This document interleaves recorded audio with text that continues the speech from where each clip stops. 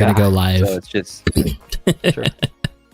Oh, you guys could have kept on talking. That's fine.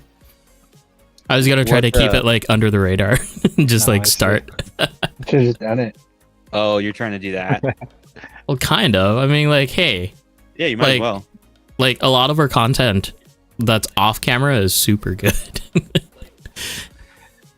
To talk about now. Yeah. What's up, everybody? It is Thursday night. It is 7 p.m. Pacific Standard Time over here in Oregon and California and West Coast time. It is the RC Drift talk show that we're on. What we do every week, except maybe not for next week. We'll need to talk about that. Yeah.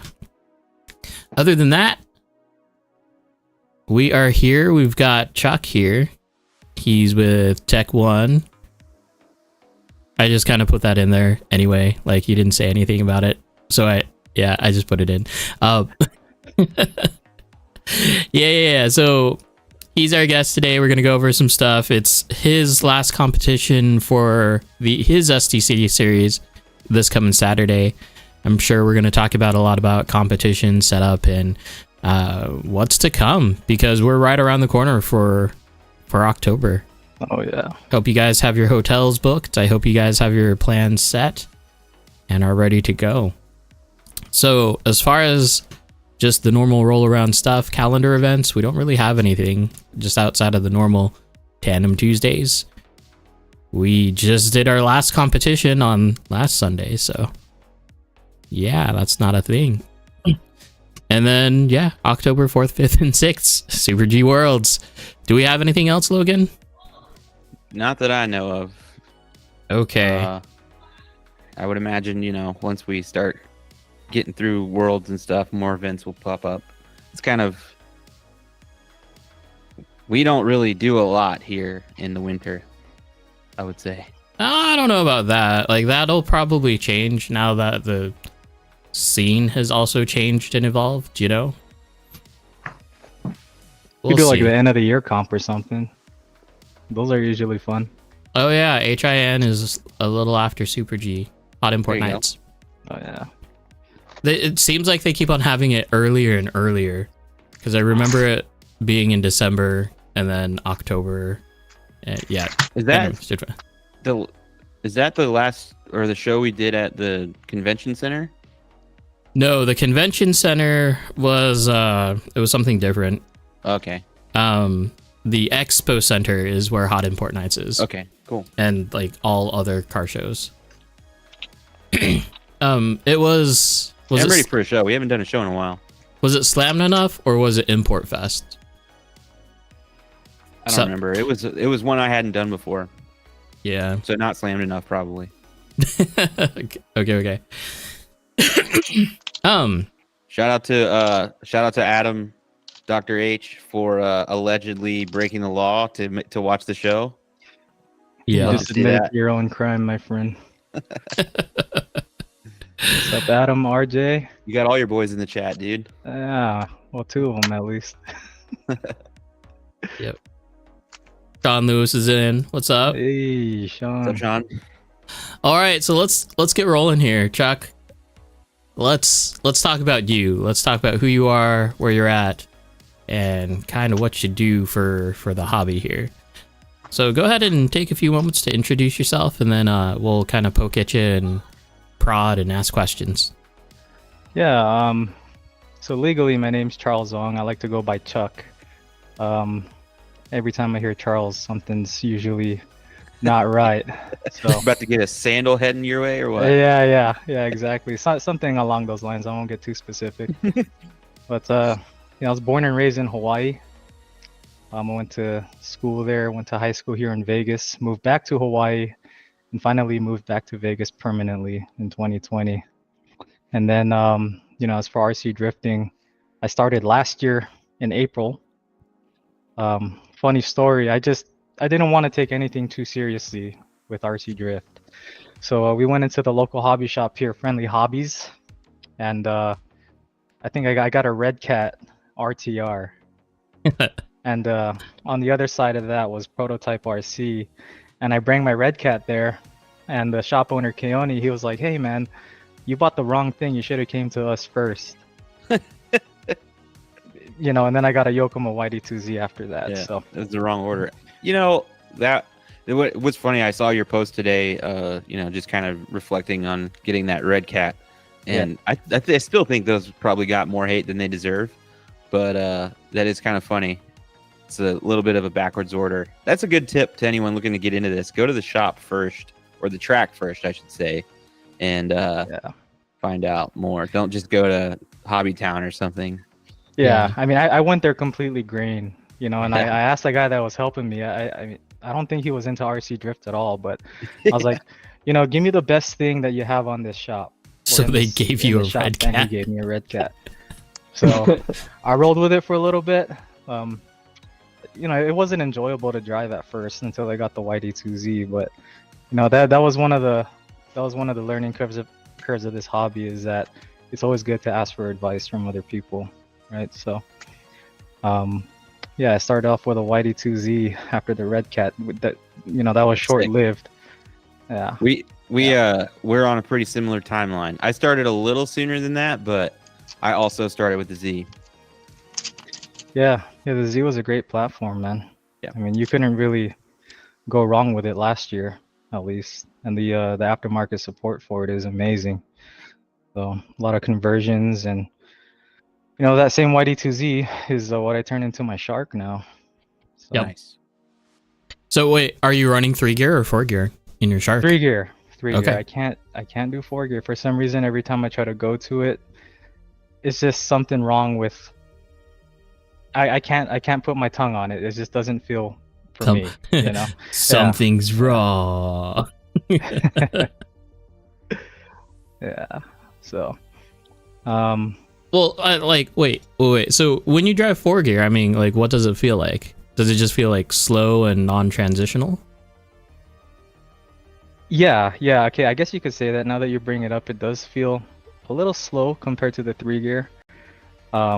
Yeah, the transitions don't feel too great to me at all, and I guess it's how I stay on throttle during, you know, mid-turn and all that. It just doesn't feel the same as 3-gear. Okay. Probably because for me, you know, since I started with the YD2Z, I kind of developed habits with my driving to how a 3-gear feels. Mm-hmm. You know what I mean? So yeah. After that, I can't do 4-gear anymore. That was I was just talking about this for Tandem Tuesday this week. There was just it turned into like more of a practice day because there's only four of us at the track there. But I was sitting there with Chris and Kenny, and we were talking about how much kind of the things you do and the things the stuff you have when you start and are learning, and how important and how long of an effect that will have on your whole drifting experience, like as you go on. Like a lot of times the way you set a car up first is just going to be how you like it the rest of your time, and it can be hard to make big changes to that. Right, absolutely. Yeah. So 3-gear has always been my thing, man. You know, just the way the car flicks, the forward bite, you know, I tune my throttle around the 3-gear setup. So, have you tried going to belt drive?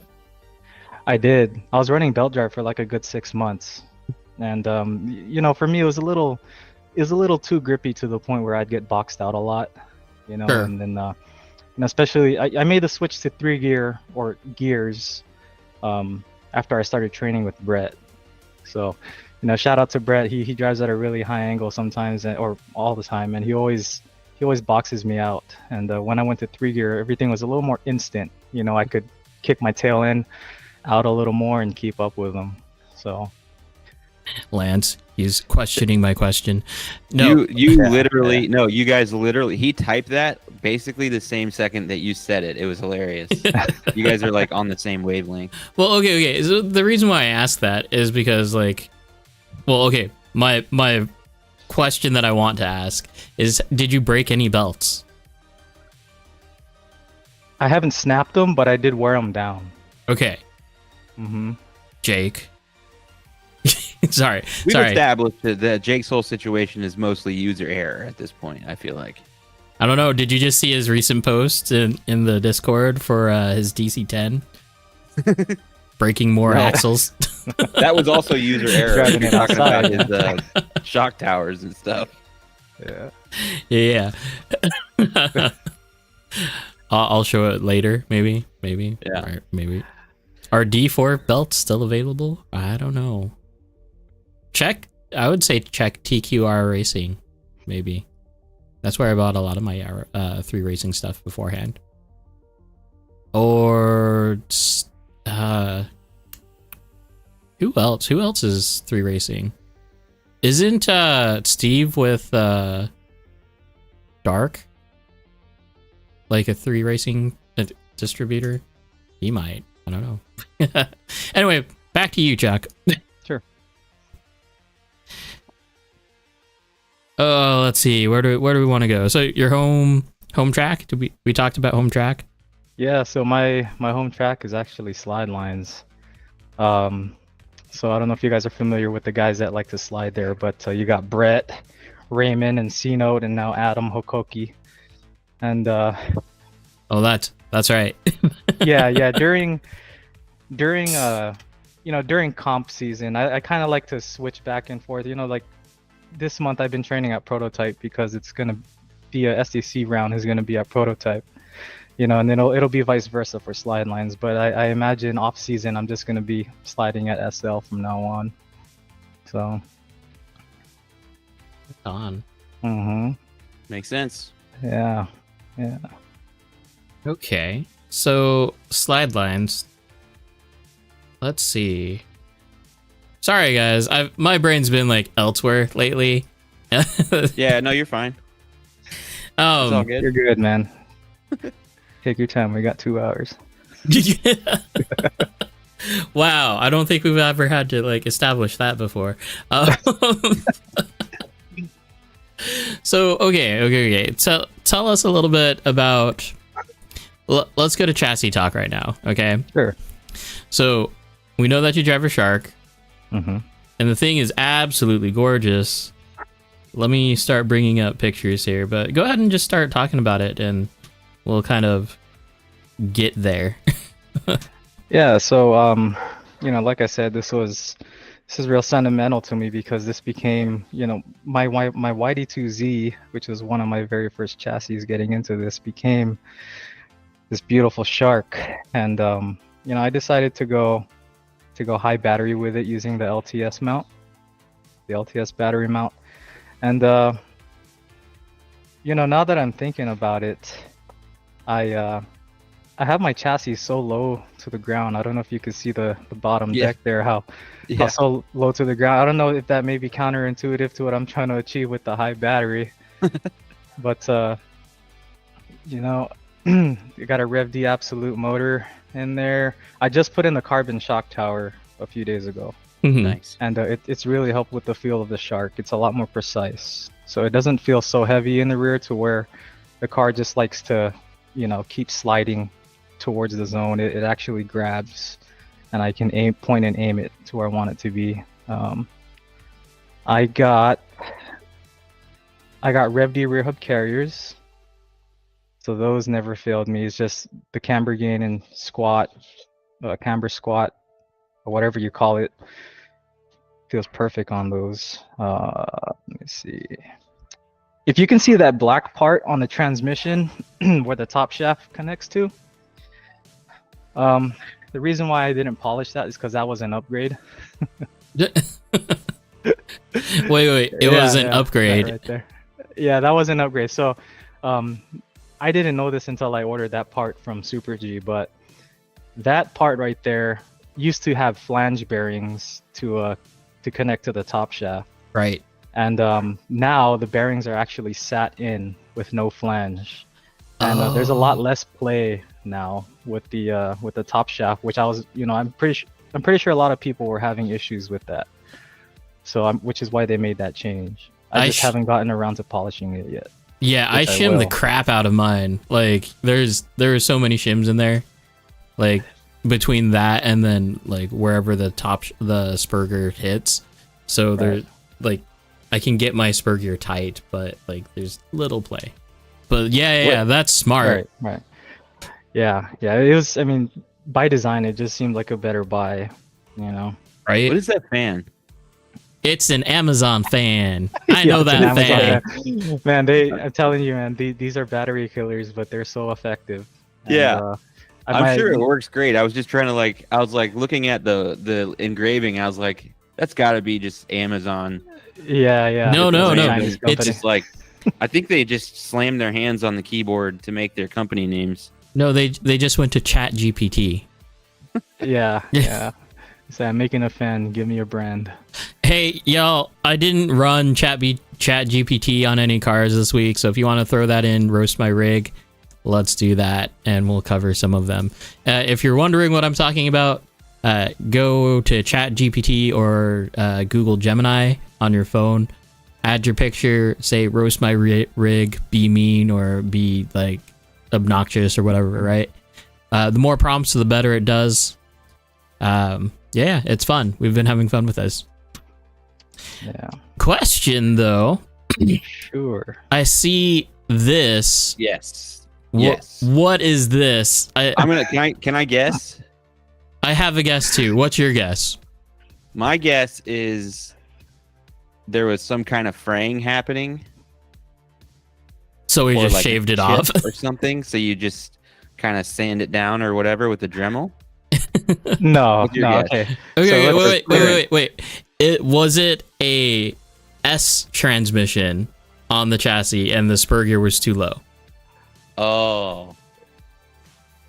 I don't know the backstory to that lower deck, but I'll tell you how I got it. Okay. So I've been trying to stiffen my my Razor deck for the longest time, and my boy Adele Veloso, what's up, man? So he gave me this V1 Razor deck because there's like no flex in it whatsoever. That's a Razor deck?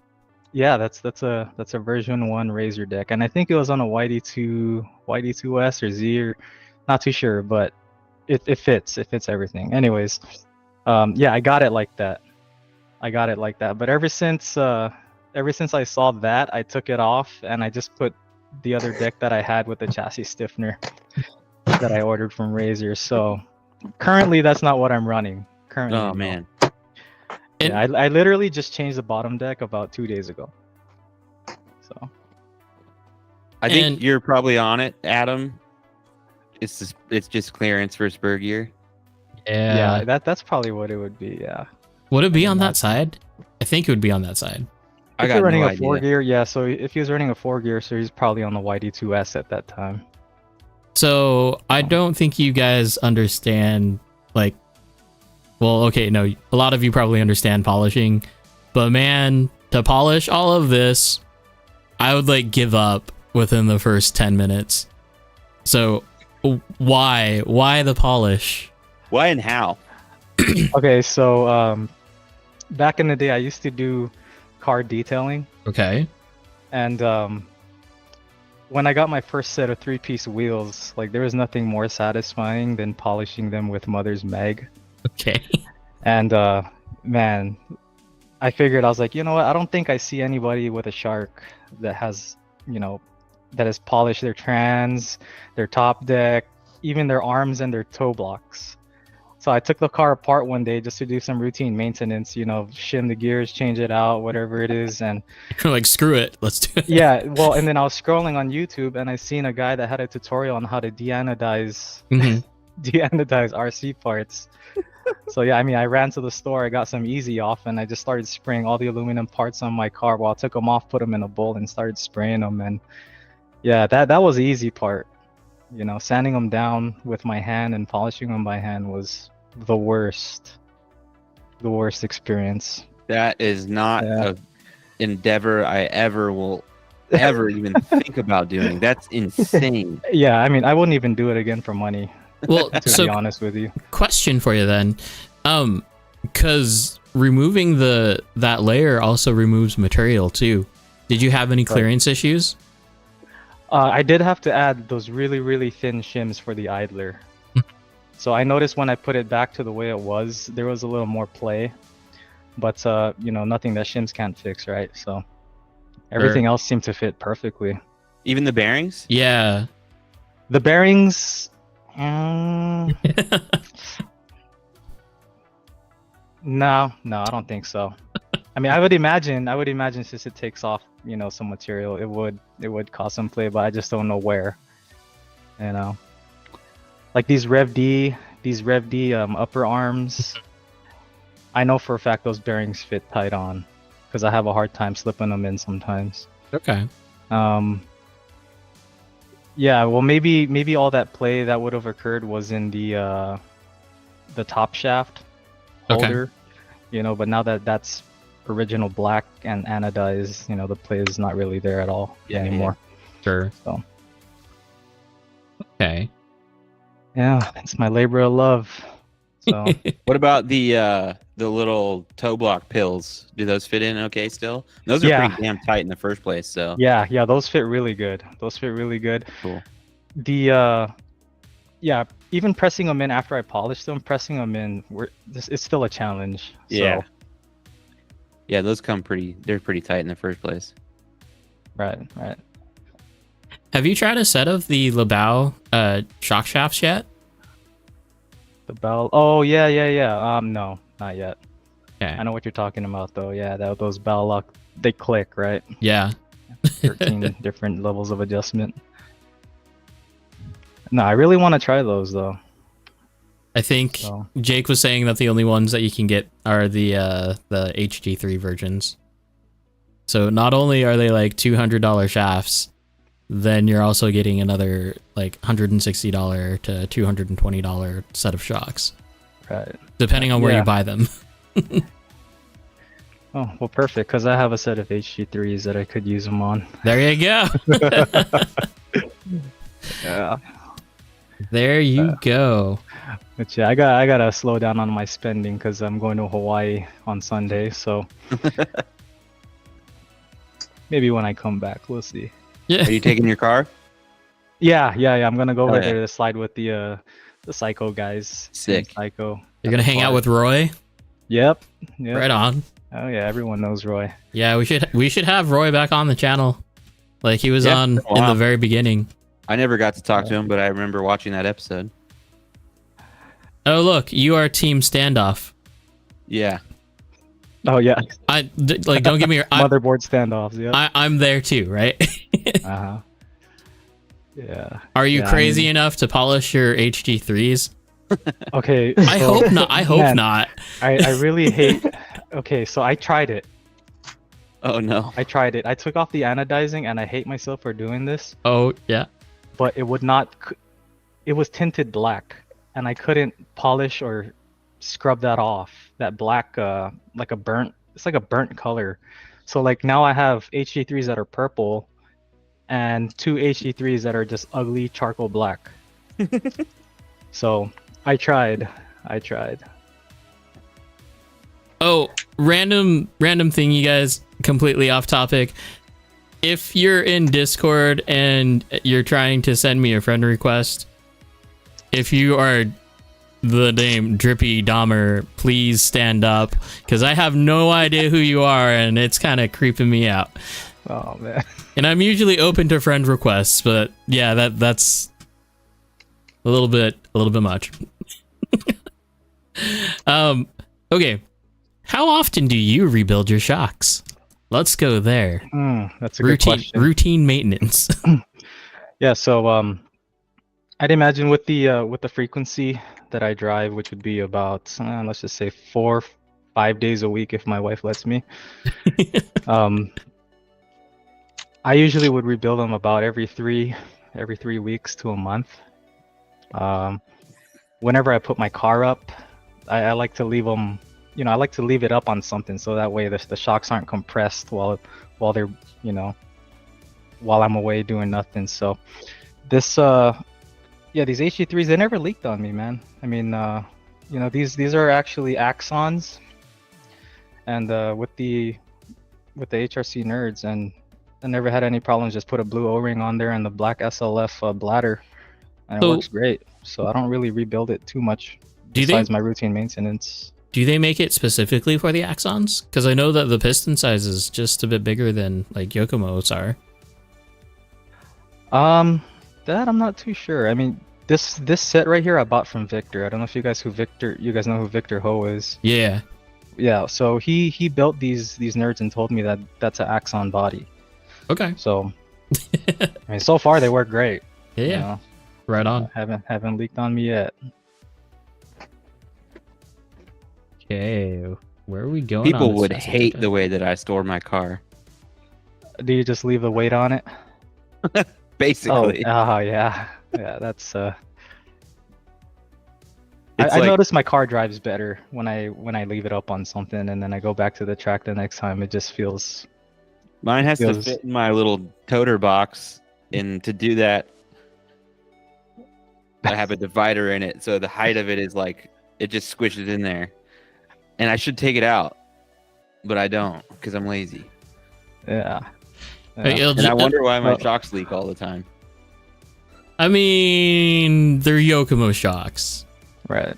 That too, Like, but they're also like basically always stored under pressure. DJ, how do you store your cars?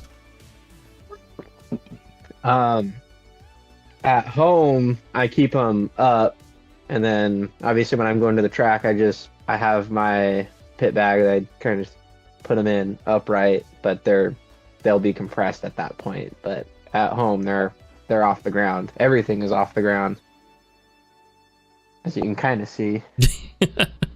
Smart man. Yeah, all my cars hang. Yeah. Not because of performance-wise, just because of functionality of hanging cars. My car is actually on a stand right now, just because I happen to take it out. Okay, so... Oh, where was I going? I just had a... oh, yeah. What brought you to high CG? Like, why that? Why this car? Yeah, so I was like cruising on Reddit at one point, and I seen high CG, some people doing some high CG builds, and you would read their comments and they're like, oh yeah, the mid grip is amazing, yada yada yada, and I would try it for like a week and then get off of it because I didn't like the feeling. Mm-hmm. And there's one person that really, actually two people that really convinced me to stay on it, and it was Brett and Cena. Yeah. And when I went high CG, that's when I started to notice I could actually sort of keep up with them.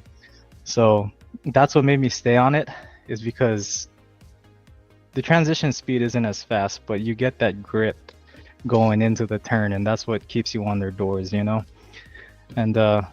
it just feels a lot better. It feels a lot more stable. Feels a lot more accurate. In my case, it's not as flicky as the Japanese guys like to flick it, but it feels great. Feels great. Gotcha. And this height, is this the only height that you've tried, or have you gone higher or lower? Yeah, 20 mil was my magic spot. I tried 10 mil. 10 mil pretty much felt the same to me. I went higher, so I added like a 5 mil standoff from the 20 to make it 25, and Jesus Christ, it made it feel like a completely different car in a way that I didn't even like. So You don't like all the weight shift? no, I mean, like we could go back to that thing earlier. Like my chassis is so low, I don't even know if it'll benefit from a weight shift. But it feels good at 20 mil. It feels good at 20 mil. So I'm curious, because this is how low your chassis sits on the table with no body. Where is it at with the body on? I can't even tell because the body's on, but I'm pretty sure it doesn't bottom out. I mean, I set my rebound to be somewhat stiff, to the point where it doesn't just bottom out when I drive. I'm pretty sure it does when I'm going on a straight real fast and try to flick it into a tight turn. But yeah, the front especially is almost maxed out on dampening. I don't know if you can see those knobs, but they're relatively short to indicate that. Yeah. I pretty much tightened them all the way.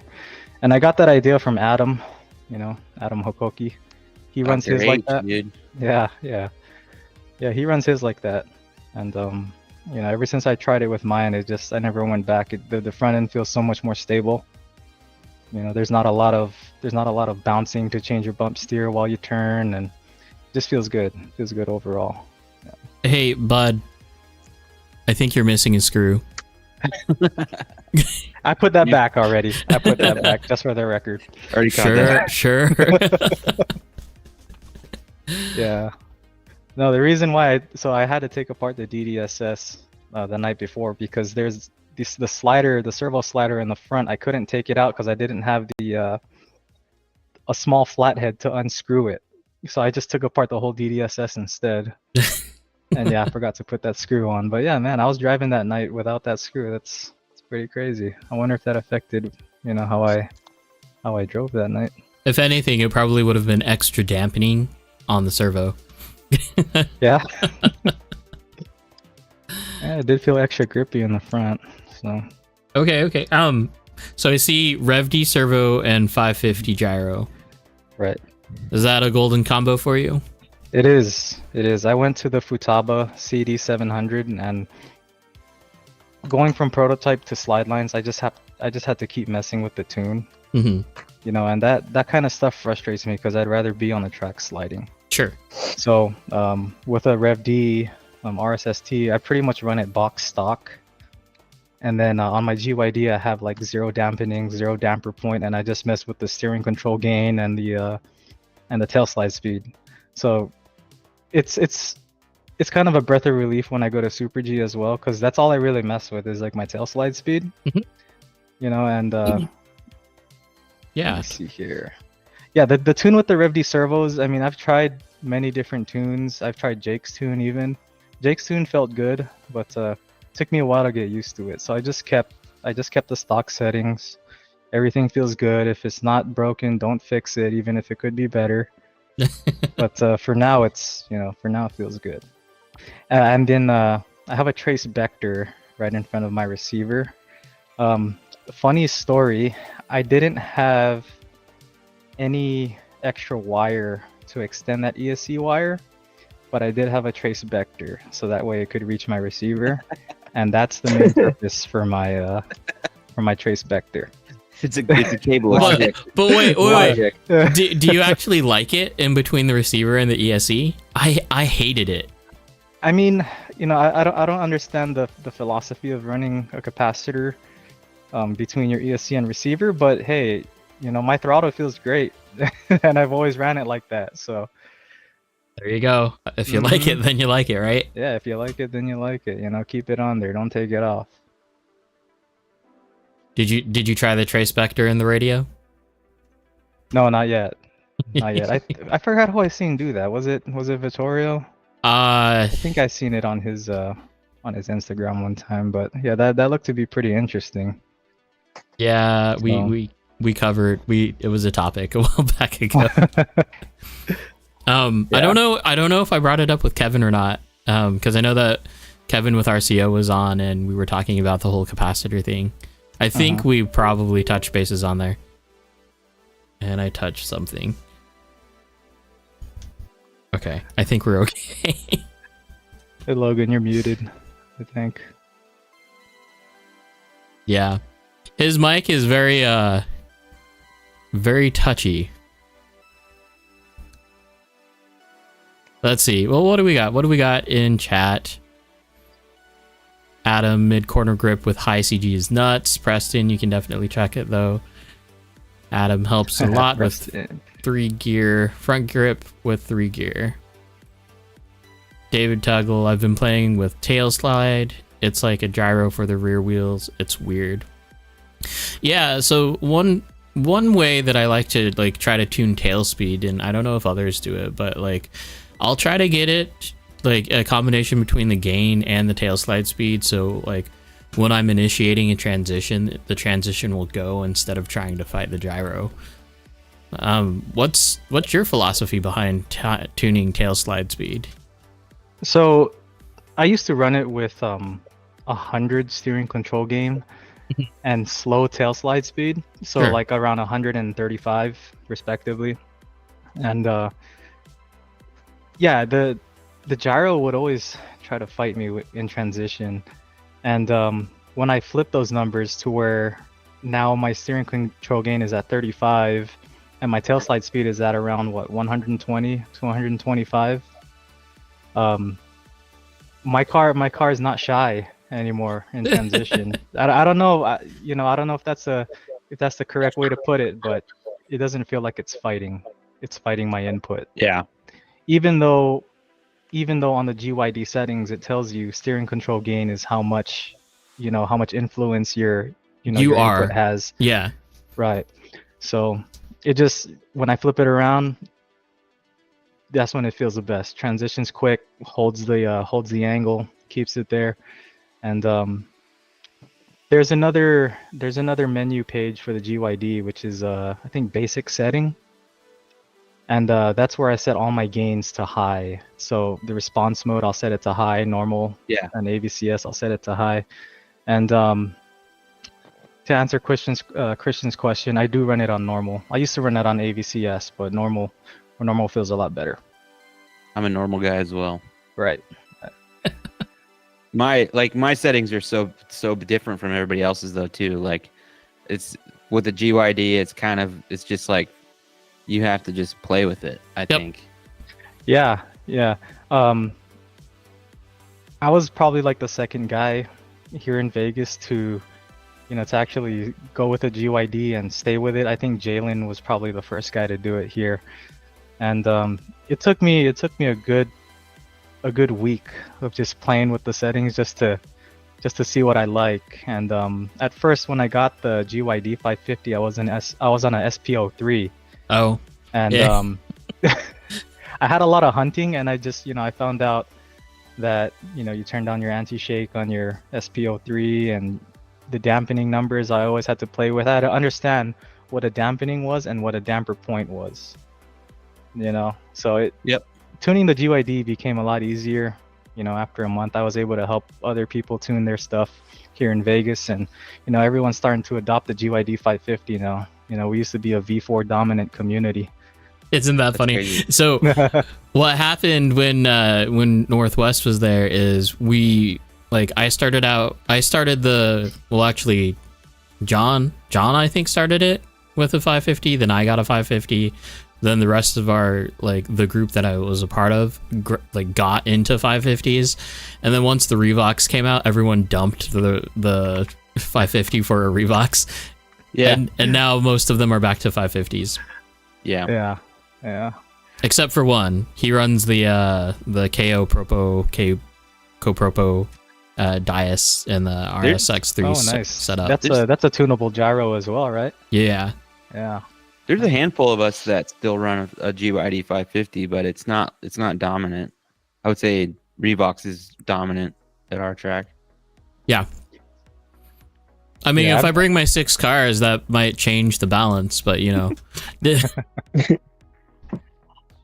But the Revox is a good gyro too. I tried that as well, and it's pretty cool that you can play with the dampening on it. So that's just another layer of tuning. I love that it's such an easy way to change the dampening, but I didn't want to retune my car for that gyro, so I never got it to transition fast enough. Yeah. So it got sold to Jake.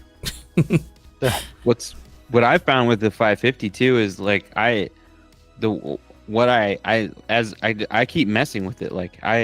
I'll drive it and not touch it for 2 weeks. I mean, I drive 3 times a week, and then one day just randomly I'll be it's kind of feel like I'm wanting this to happen, and I'll start changing one parameter, and I'll mess with that all night and end up somewhere totally different. And then it's the next week I'm well, now that I've changed that, I wonder, it's I don't make drastic changes to what my gyro settings are, but I do always play with it. And it's weird. Right. I've not ever landed in a spot that I'm it's perfect.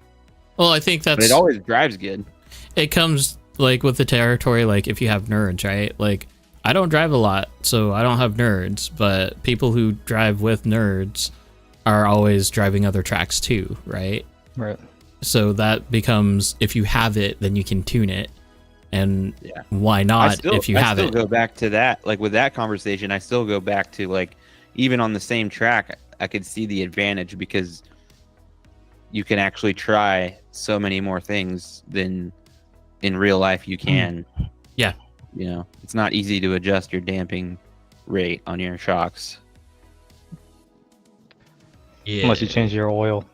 Yeah. I mean, obviously you can do Jesus. it, but it's Yeah. not easy unless you have a whole ton of shocks just sitting there.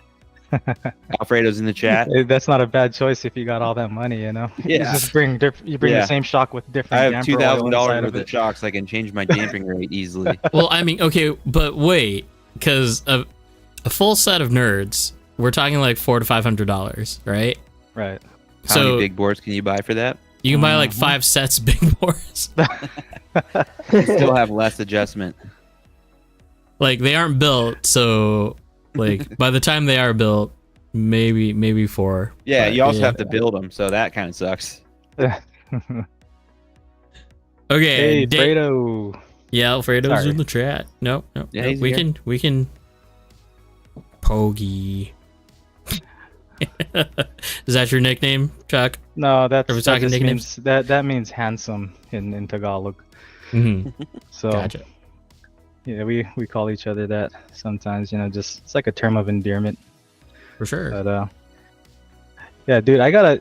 Can I shout them out real quick? Can I shout Yeah. Fredo out? So Absolutely. man, round 3, this dude and Jonathan Belda completely saved my life because holy cow, I wasn't so I've never been so stressed in an RC comp before. So it was during session, and my ESC blew. Oh no. My ESC blew about let's say 2 hours before tech, and so did RJ, and then so did this guy. This guy Nick. All these Vegas guys started having their ESCs blown out for some reason. So I went to the front counter at Super G, and I bought another RPX2. Plugged that in, and as soon as I turned it on, burnt out as well. What? And I looked at my wife and I said, "Hey, can I go buy another RPX2? Maybe they gave me a bad one." But of course, she said no, and we spent money to go on that trip to charge a Tesla and all that, so we're pretty much at our limit. And Fredo gave me his dad's ESC, which is a hobby wing, and Jonathan Belda let me use an Agile during that time, and I wasn't able to touch the tune on the ESC, so I had to drive with it during the comp.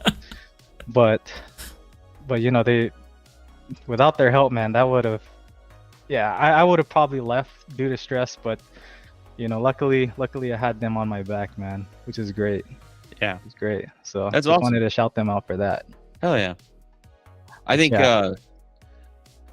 With the drift community, I think, even though, yeah, you guys were on the same team, I think at a lot of places you could, we've had issues like that at our track. Like we're not going to just sit around and let somebody not compete because of something like that. So Yep. Yeah. that's a cool aspect of our whole drift thing that we got going, is people are always willing to help out.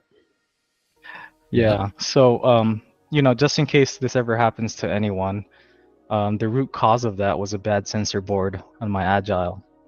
So that's what blew out my brand new ESC. So That's crazy. just be careful next time. Anytime you want to pop in a new ESC, make sure your motor's good at least. So That's specifically the Agile. that's actually a very profound statement, because like I never think about my motor. Like legit, I'd never think about my motor because they just work. Yeah. How do you detect that the sensor board is bad? Is there Well- something you can do? Well, okay, so I figured that, when I used Jonathan Belda's Healthy Agile, it did nothing to the ESC that Fredo gave me. Yeah. And I figured if I were to put my motor back in, which had the bad sensor board, I mean, you would spin the motor and you can hear noise inside of that, inside of the Agile, which is usually the sensor board. I guess they Okay. have these brass spacers that wear down after a while. Okay, I see. And yeah, I mean, I don't know if it burnt it out through the Hall effect sensor, but that's pretty. I'm pretty sure that's what it was. You know, it couldn't have been my capacitor, I don't think. But at that time, I was running a what do you call those AccuVents capacitors? Chevalier Blaze. Yeah. Yeah, I was running that, and I thought that was the issue. But I put it back on, you know, on my RD2, and it works just fine. So I figured it was a sensor board. Yeah. Adam. The Vegas tune is not for the faint of heart. Yeah. Vegas shit. Yeah. We like to run our stuff spicy here, man. And lots of teamwork comments right here. That's cool. I gotta love that.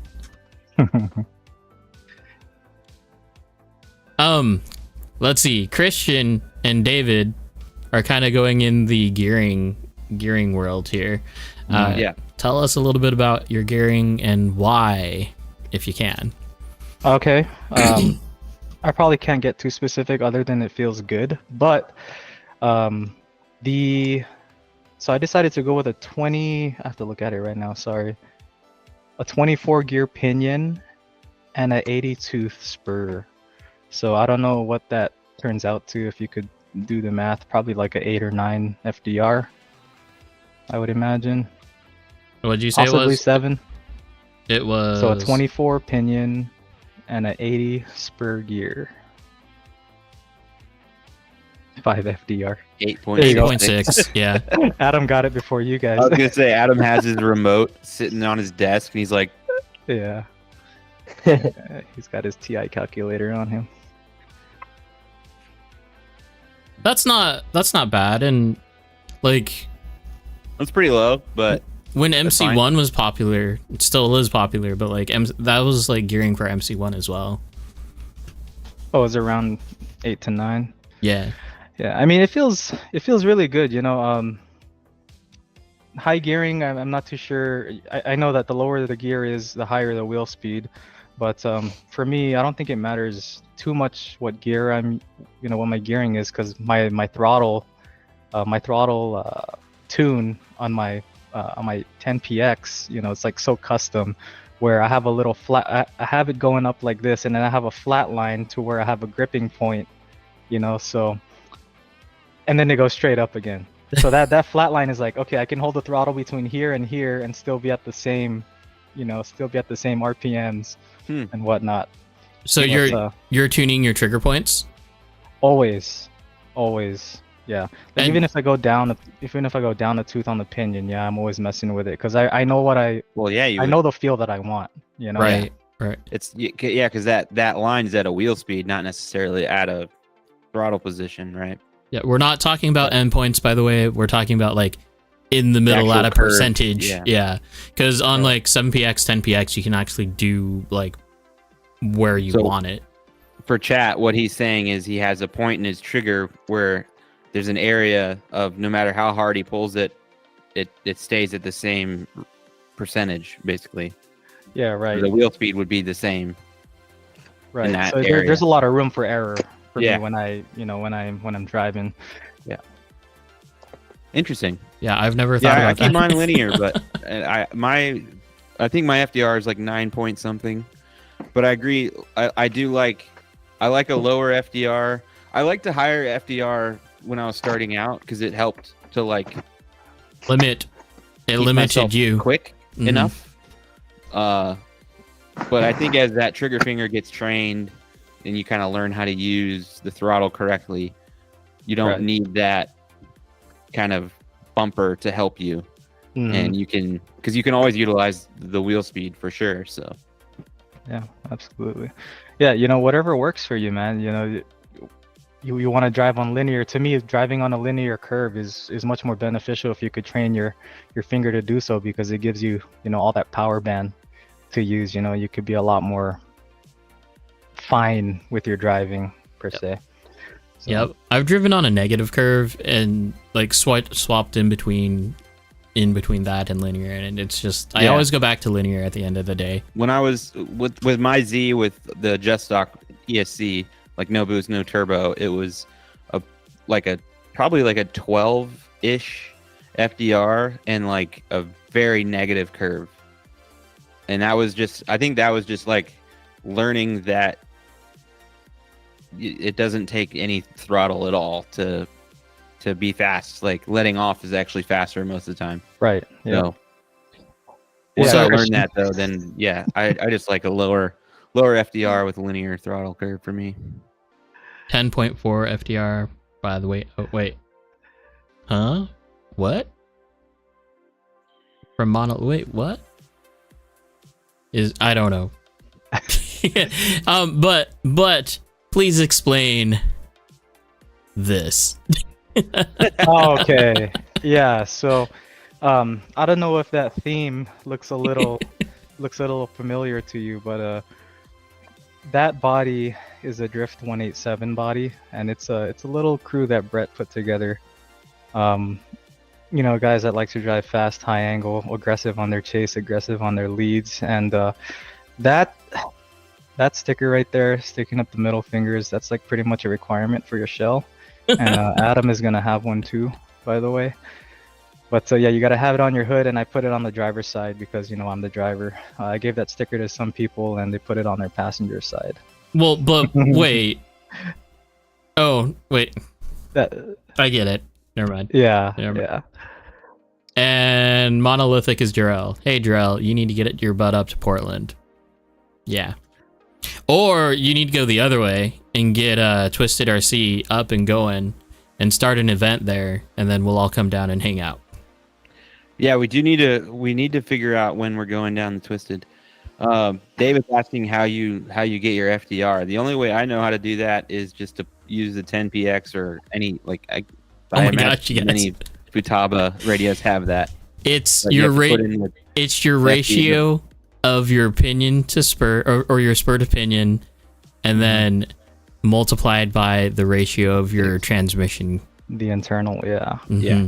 So for Yokomo, it would be a 2.6, I believe. Yep. Yeah. Is your All day. multiple. All day, every day.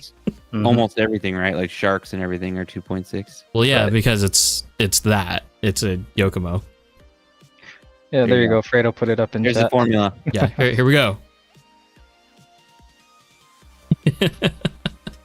Or if you have the gear ratio chart, just put in 2.6 and do the thing. Or you just ask anyone and they'll do it for you. Maybe. Yeah, or you could just DM Adam Yeah. and he'll tell you right off the bat. Yeah. And honestly, when you're asking people like what their gearing is, knowing the actual ratio is so much more helpful than knowing. It's like if someone tells me, "Oh, I have a 24 and an 82," it's like I don't know what that means. I have a kind of a ballpark, but if you can just do the math and figure out what the actual FDR is, then it's like, oh, okay, cool. Well, it's so much better. It's such a better number to compare apples to apples with, because it is apples to apples. You're not changing a drive. If someone's like 84 20 or 22 86, it's just it's kind of yeah. Yeah. And It's honestly, I usually here's one thing I'll ask you guys. Do you guys so for myself, I just pretty much use the stock spur gear. And then the only thing I change is the pinion. Do you guys are you so in tune that you're messing with the spur gear too, or? I'm all over the place. Yeah, for me, the only thing that I would really change is my pinion, because it just makes more sense. It'll make more of a difference that'll be noticeable. Yeah, Yep. noticeable. As opposed to the spur gear, because the spur gear you want to. fits. Yeah, exactly. And the spur gear fits as well, so you don't want to mess with the clearances on your chassis either. Which is why I changed some of mine. Yeah. But also you still need to think about the actual amount of torque that's coming from your motor. The Yeah. size of your pinion gear matters, right? So Yeah. 100%. Yeah. Yeah. I mean, the same ratio with a smaller pinion is theoretically easier on the motor. theoretically, Yeah. unless you have a bad sensor board, or you're Jose. Jose came back. Jose came back to compete. He's back for now, at least. He needs to stay. It's my beloved big wang right there. That is indeed a big wing. Mm-hmm. What is... So, what does this mean? Okay, so Oh, you looked. Duh. yeah. Okay, So, okay. so back in Hawaii on my G37, I had my license plate was exactly without the Y in the front. It said "you looked," but the O's were Q's, and they were supposed to be eyes looking to the side. Oh. That was a philosophy behind that. But the license plate you see right now, I have on my Q70. So, with a Hawaii license plate, of course. The Vegas license plate didn't look nice on it, so I put the Hawaii one. And this is addiction? Is that what No. So both of my bodies that I run are MSTs, yeah. MST GR86. Okay. Yeah, I had them painted by Alec Dimitrov of Sliding Productions. Yeah, he does a pretty good job. Really amazing job, actually. He just did a the Hoonigan Mustang, all Yep. paint. Yeah, Oh. it looks pretty sick. Nice. Oh, geez. Mhm. That's funny. That's really hilarious. Just like it's almost kismet. Like the guy who paints my cars just did the Hoonigan trophy truck on a Oh. short course, all paint. Sick. Yeah, I mean that's not easy to do, man. It's a lot of time. He really regretted how much he charged the dude for it. Oh, because doesn't Alex have it? Yeah, Yeah. Alex got a really good deal on that. I'll tell you that. Let's see. Monolithic's going to be at PDX on the 20th from noon till 9. Nice. Is that Ben? No, it's Jarrell. Jarrell. I I don't think I've don't- met Jarrell. Yeah, I don't think you've ever met Jarrell. Okay. Or at least not knowingly. I think he's been up to PDX like maybe once or twice. Yeah. What is that day? Oh, I won't be there. Sad day. Sad days. But yeah, for FDR, you guys, just look it up on your smartphone. So dialed is actually So that was real good. yeah, it's a real good app because it gives you an entire dictionary or a glossary of terms and like what they do and pictures. It gives you pictures and a lot of calculators and all that fun stuff. And you can get drift setup sheets on there too. Like I think MD1's there, MD2's there. I haven't looked recently, but there are a lot of different drift setups that are going into it now. So if we actually start using it, I like how I asked if Monolithic was Ben, and then CEO of Slow is in the chat right after that, which is Ben. Sorry, Ben. Oh, that Ben, not Greaser Ben, not Twisted Ben. yeah, gotcha. Yes, talk to them. Because it gives us so much more of a better like feel for needing to come down instead of just be like, hey, let's go down. Yeah. Yeah, if there's we've talked about this. If there's an event, then it's like easy. We're down there. But getting us to like actually plan it, we're just lazy. But we will do it. We need to go down there. We've been saying that for months. Maybe I'll go after. No, you know what? I said I was actually gonna go like this month, but this month like fell apart and all that stuff. Yeah. Anyway, where are we going? So, would you say that the GR86 is basically the body for you to use? Oh yeah, absolutely. I mean, it hasn't failed me yet.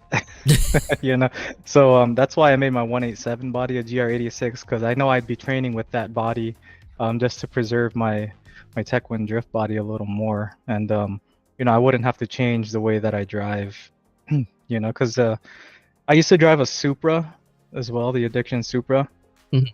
and bodies do drive differently, Yes, they do. so I figured I'd stay on the same body just to keep my driving a little more consistent. Sure. Yeah, I think it's a good idea. I mean, obviously, I think the level of driving that is required if you have high aspirations in our sport is it's a very high bar you got to meet. And so, some people are willing to do whatever they can to maximize their probability of success. And I think keeping the same body on any of the cars that you drive is a good way to go about that. Yeah, that's a good way to say it. I like to min-max my, my setup. Exactly. We're getting sweaty, baby. I'm sweaty as hell, dude. I'm all for it. I forget who was doing it, but someone was calling the D-like S15 like a cheater body. I mean, why is that? Why is that? Well, I don't know. I mean, like, words are words, right? But it's just like the way the front end is like curved and like all of that plays in. Like for for some people, the GR86 has a really big front bumper. Like it technically does. I'm almost to the point where I'm like, what are the rules for body? And can we make like a super sweaty, like not an actual car, but like if you had to make a body just for RC drift, like imagine RC rock crawling, right? The top class of that looks nothing like a real vehicle, right? Kind of like how Mad Mike did with his McLaren, his drift McLaren. Not quite, but if you could make a body that was like basically as wide as it needed to be to clear the suspension and like just like super short on the front and rear and like not really looking like a car. Yeah. It'd be interesting. Oh, yeah, you would put like a GR86 rear end and then a Supra front end on that concept. Yeah. Why going over to electronics or back to electronics? Why an RPX2? Well, I've always started with the RPX2, and I just stuck with it really. And the thing that I like about it is that you're able to adjust the power curve within the ESC as well. So on top of that, you have your throttle tuning on the RPX to fine tune that even more, rather than just having RPM, start and end ranges. I'm not gonna say any ESCs, but the RPX just has that power curve. I always use that power curve no matter where I go. So I would change that. I have a profile just for Super G, a profile just for sidelines, and a profile for prototype. So, because it's dope. Yeah, it's just. I mean, to me, it's easy to use, man. It's easy to use, and it just feels good. 160 amps may be overkill, but. Did you see? They're re-releasing red and adding purple. Right. Yep. I seen that. And I think it's absolutely hilarious because they have an RPX3 that totally bombed. Yeah. They need a polished color. Yeah, they need like an Empire color, dude, like chrome and black. Yeah. No, I mean you hand polished your Shark. Are you gonna do that with an RPX? Oh god. Well, if you go back to my picture, you could already see I tried the fan, which I failed horribly. Yeah, I saw that. I did see the guard was polished. Yeah, the fan guard. Yeah. So. Yeah, I try to make everything as shiny as possible on my car, even if you can't see it on the track. But. I'm always like polished or chrome. It's like a little bit is a huge no, but like all chrome is yes. Yeah. Exactly. Like Judd's car, like how it has just like those minimal chrome accents. Like he needs to get rid of those. I mean, if you're gonna do it, you might as well go. You gotta go big. Out. You gotta go big. Like a Jeepney? Like a Jeepney. Wait, what's a Jeepney? A Jeepney, it's like a... Oh, God. You could go... It's something in the Philippines that they ride for transportation. Oh, my gosh. Yeah. Crazy if you Google it, man, truck you'll thing. see what a Jeepney is. Oh, my goodness. Oh, that's a video.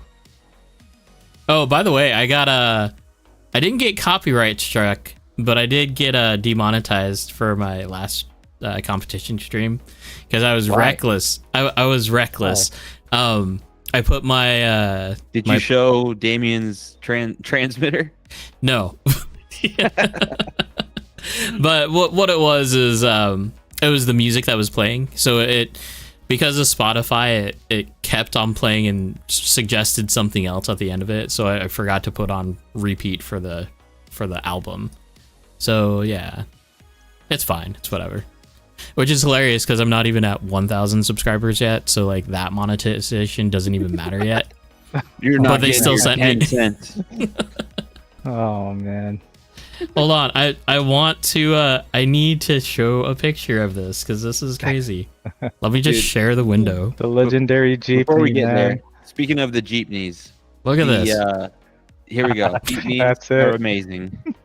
But if you get on Instagram, if you get into the like Southeast Asia motorsports algorithm, that's the magical spot. There are insane things in those videos. People racing like mopeds. Oh, I know, right? Like 2-stroke mopeds that go 170 miles an hour, swamp boats, freaking lawnmowers. I mean, those guys will put a turbo diesel in anything with wheels. It's amazing. Or that floats. Or if it floats, yeah. Oh, we got a log, a carved out log canoe with a turbo diesel like outboard on it. Okay, that's what a jeepney is. I've been informed. All right, you guys. Let me get the link here because I haven't posted the link for Discord. So if you're not a part of our Discord, Join the Discord.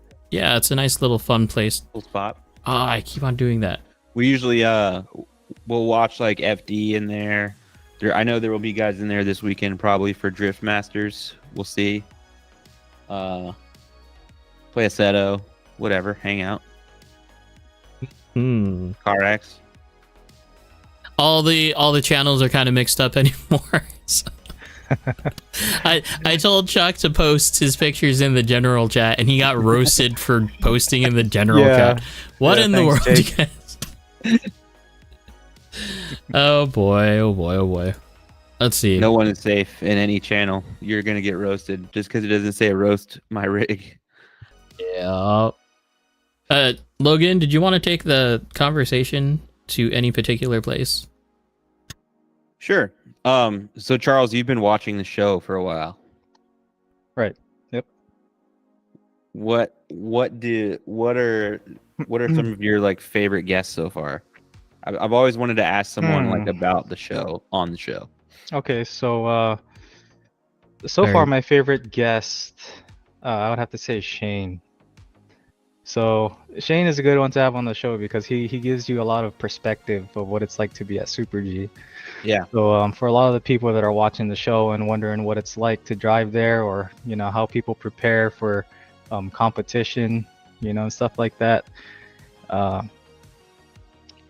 Yeah, Shane's the guy. Shane's the guy to hear it from.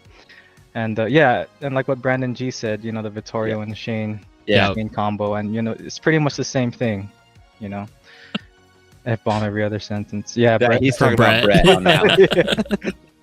Yeah, and then Brett would be like my second favorite one. He's just trying to get the message out there, like, hey, don't be afraid to chuck your car and drive high angle, guys. We with Vittorio, I really wanted to get him back on with Shane because I know they're good buddies, and that was pretty good. Obviously Vittorio was on a work trip and pretty late into the night for himself, so he was a little tired, but those two together would be good. I would love to do Miko and Alfredo together. That'd be fun. What my favorite thing with Brett and what I would like to do someday is go back and do a counter for every time he says "you understand me" or "you know what I'm saying." You know what I mean? Good. That'd be pretty funny. Brett was awesome. Maybe Miko and Alfredo soon. Man, I've been trying for Miko for quite a while. Yeah, we keep trying to get Miko on. I mean, we aren't trying, but he's kind of told us like what the circumstances are. Yeah. So, and I do think eventually they will come out to. You know what I'm saying? You know what I'm saying? You understand me? I think Miko, D Style is gonna have to come out here at some point. So hopefully that'll happen over winter or something. If we had a drinking game, for Brett saying, "You know what I'm saying," or "You understand me," we would all die. My rules have to change for that then, because I don't drink, you guys. But actually, speaking of Shane, do you think that we could get like a judges panel on stream before? Yeah, that'd be good. That's a great idea, guys. Yeah. You can get Shane, Manny, and hopefully Steve if he has the time. So when I asked Steve last year to be on the stream, he was like, "Nah, man, I don't got time. They're too busy." Yeah. Well, there you go. I kind of subtly, when we were down there, I subtly hinted at it as well, and it was similar response. It was like yeah, sure, man, yeah. It was like, okay. He was like, I was thinking, not to stray too far from our guest tonight, but I was thinking today, like we could go for people like Nezo or Roadside. Nezo would be cool. Or Drift RC Drift Talk would be cool. The Japan channel? No, the RC Drift the guy Talk, that does like the TOK. Yeah, he does like the trick shot guy. Yeah. Oh. Trick shots, yeah. Oh, that okay. TOK Drift Drift Talk. Okay. That'd be cool.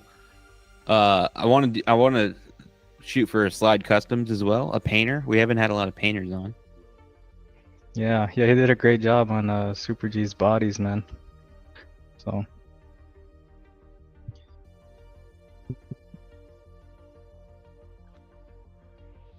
So you're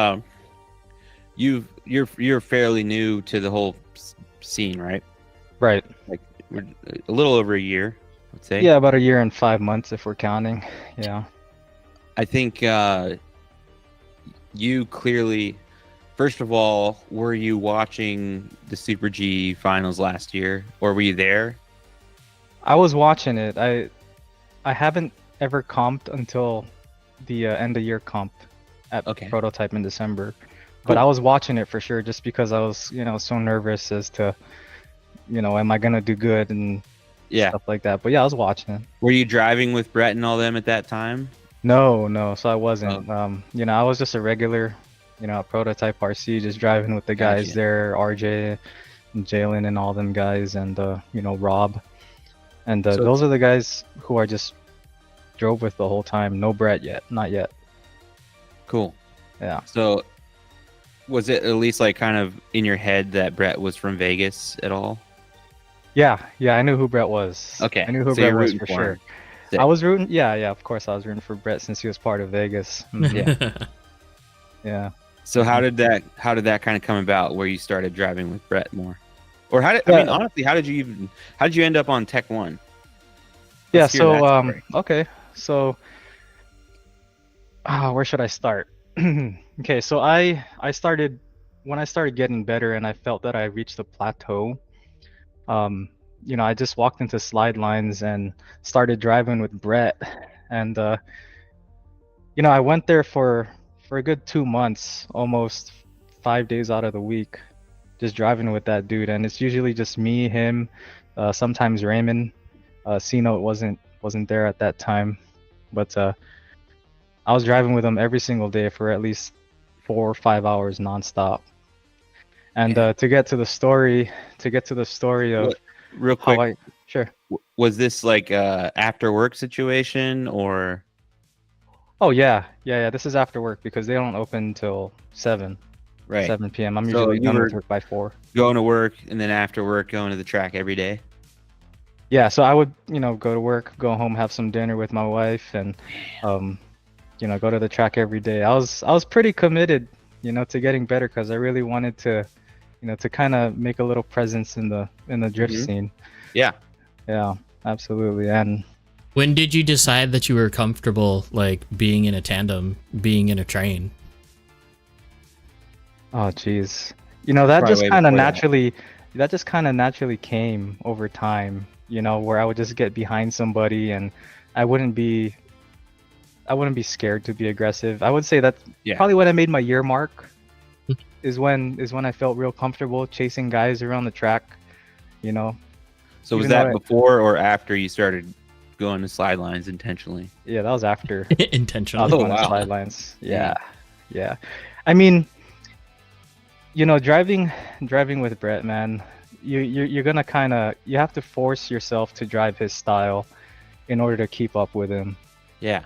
And if you want to look good on the track, you have to be as aggressive as him too. So I wasn't Yeah. afraid to bump doors with him, as much as I could. And when I drove with other people, staying on their doors are just a little bit easier, when Right. I'm not driving Yep. with Brett. Yes. So This is like kind of the point that I was trying to get at was Yeah. what an advantage you have. I mean, I'm not complaining, but what a benefit that is to have someone like Brett at the local track to like, this is kind of my experience too. mhm. The best drivers at my track are the people that help me the most in my driving, because it's like when you have that available to you, it's the rate of learning is so much faster, and it's almost like, Oh yeah. obviously everyone has different skill ceilings, but like you definitely can't be, it's really hard to be better than the best driver at your track. I mean, obviously natural talent can happen, but if the best driver at your track is not that great, then it's going to be hard to be a great driver on like a national scale. Right. As harsh as that sounds. Well, we were Because talking. you don't have that person to follow for hours and hours and hours and hours. You know yeah, what I I mean? mean, We were talking about this earlier before the stream started, right? Like, Chuck, you said that you went to a different track and like eyes wide open, right? It's like oh yeah, skill level ceilings different. rose, right? Way Yeah. different. Right. Yeah. So I mean, in that case with me driving at slide lines, it's kind of that saying, you're kind of like, you're the product of your environment. Yes. Yes. That track has nothing but freaking killers, man. I mean, like Raymond, I don't know if you've seen him drive before, but his car is absolutely crazy. And no matter how many times I drive with him, I can't keep up. Then there's Brett, and then we got guys like Adam now. So you're driving with guys like that all the time, and it's just how you drive. At the Yes. end of the day, It you go becomes to another track, that just becomes who you are. Yes. You're a product of your environment. So me, I drive the slide line style, and that's how, that's how we drive. We just And that so happens to be led by the current Drift King. So by the it's current a pretty good DK. style. yeah. That's awesome, man. Yeah, and to answer your question about how I got on Tech 1. So Yeah. round 3 here in Vegas, a lot of the Tech 1 guys decided to come here for the comp at slide lines. Yeah, it's fairly close to Phoenix and LA. Yeah, right. So we had Adam, or sorry, not Adam. We had Alfredo, we had Austin, and all them guys come down, and even some guys from NorCal. We were just having a good time on the track, not really talking to each other much, but getting doors. And I guess they like the way that I drive, the way that I was aggressive, and I was able to TQ that round as well. So Amazing. yeah, Fredo hit me up afterwards and was like, "Hey man, the offer's there if you want it." So That's sick. yeah, it was just at that moment where I was exposed to Tech 1 really, so I had to put on my game face. That is I mean, in and of itself, that's a whole different kind of ball game. When I can imagine for yourself, when you're in that situation, you're kind of like, oh shit, all these dudes are here. This is kind of an important moment for me to do well. And then to go out and TQ on top of that, that's damn impressive for sure. Yeah. So I mean, I'm not gonna lie. Before I joined Tech 1, being around them did make me nervous. So I went to round 1 at Super G. It was the first time I ever seen any of them Tech 1 guys besides Brett and Raymond and C-Note. There he is. And oh yeah, there he is. What's up, C-Note? So anyways, during my qualifying, I take a look at where they were pitted, and I was like, oh crap, these are the Tech 1 guys that everyone's talking about, and the shakes are there, and I'm nervous, and really I lost my battle because of my nerves. Shout out Xavier for beating me fair and square, but Shout out to Eric. yeah, but All right, that's yeah. my boy. yeah, Xavier's dope, man. At cross games, we were really driving with each other a lot. Continue. So yeah, anyways, yeah, I just wanted redemption at round 3. I kind of just blocked them all out and focused on my car and those boxes, man.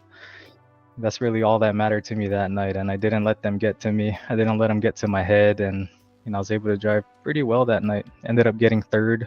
Austin took 1st, and I believe RJ took 2nd place. So Hell So, yeah. what kind of ritual do you use to like calm nerves or prepare yourself was for my next competition? that's a good question. Okay, so I want to break this up. I want to break this up into like the week leading up to the event and the Okay. day of. Okay, yeah. So I mean, the week going up to the event, I'd like to have confidence in my car to know that I can do what I want it to do. So going up to that week, I'm tuning nonstop until it feels exactly how I want it to feel. If I can drive 20 laps back to back with the car going where I want it to, that's where I know I've reached my confidence with that car, and I won't touch it until game day.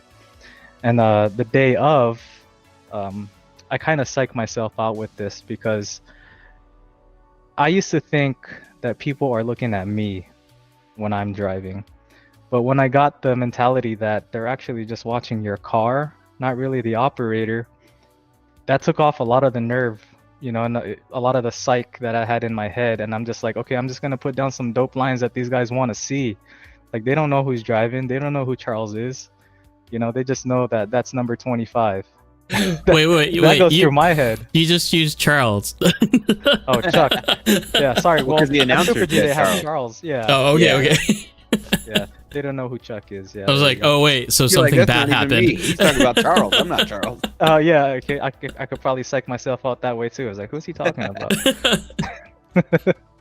That's sick. Yeah, I like that. I like that a lot. I mean, it's not quite as effective for us because we have a lower count, but I think I'll think about that when we go to finals. Like, it is true. Nobody's looking at the driver. They're looking at the car. Yeah, I mean, a lot of people get psyched out by that because you feel like you're naked on a stage and people are just staring at you, but really everyone's going through exactly what you're going through. So Yeah, everyone's nervous. you could you could have a crazy, horrible mistake, and just walk away from the driver's area fast, and people later won't even know that was you.